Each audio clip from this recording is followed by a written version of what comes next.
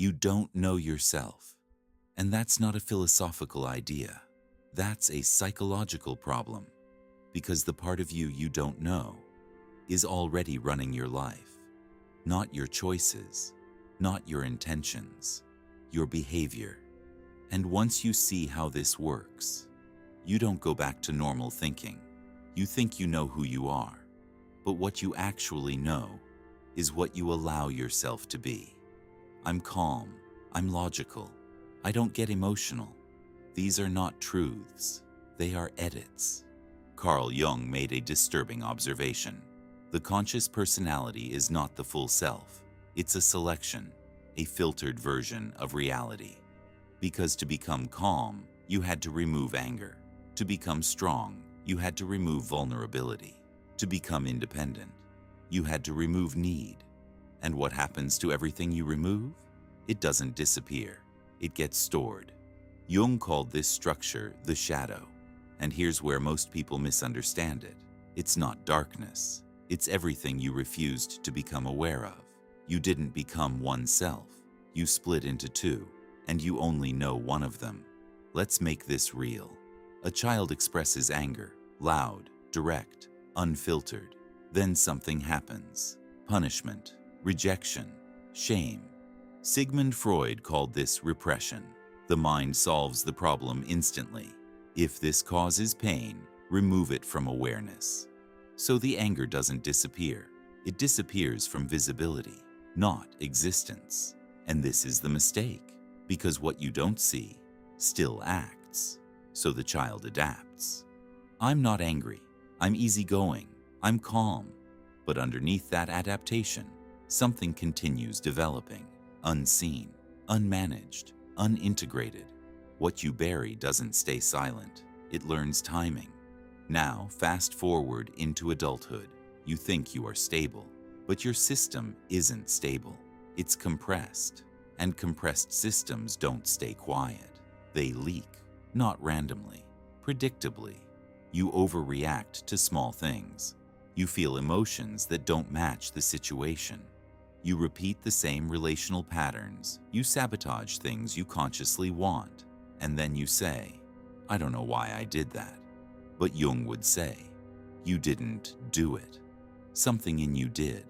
Something you don't identify with.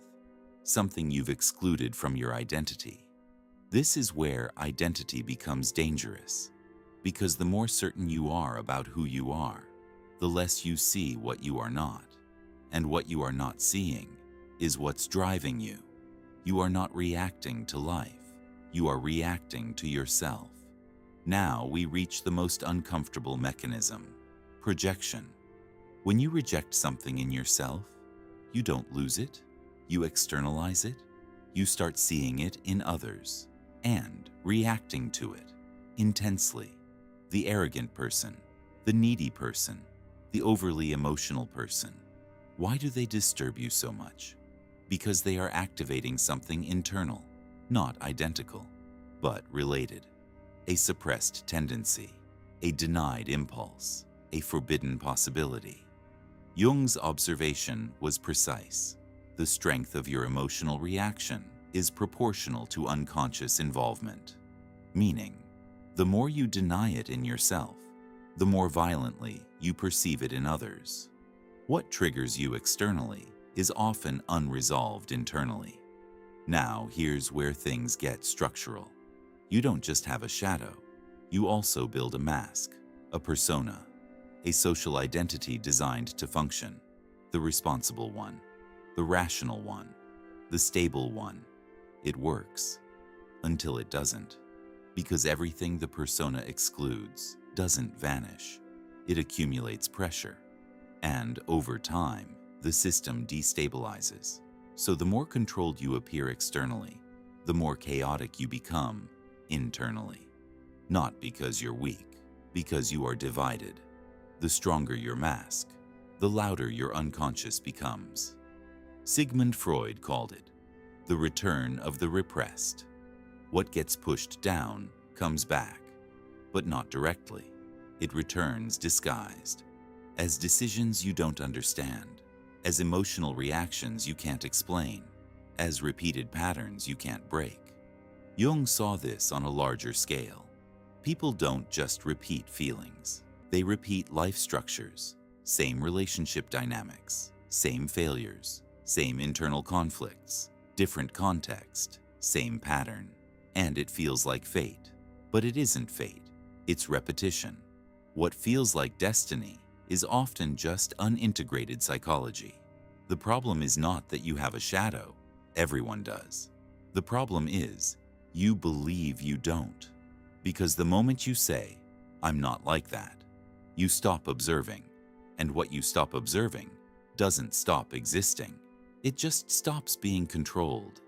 This is why intelligent people still sabotage relationships, repeat emotional cycles, make decisions they regret. Not because they lack intelligence, because they lack visibility. Carl Jung spent his entire life studying this, and his conclusion was simple. Until you make the unconscious conscious, it will direct your life, and you will call it fate. Read that again. Not weakness, not coincidence, unseen structure. Right now, there is a part of you thinking, for you reacting, for you deciding for you without your awareness. And until that changes, you don't have control, you have explanation. In the next part, we go deeper into how this hidden system builds your identity and why the people you attract are never random. They are reflective and uncomfortable. Watch part 2, because this is where the mirror turns on.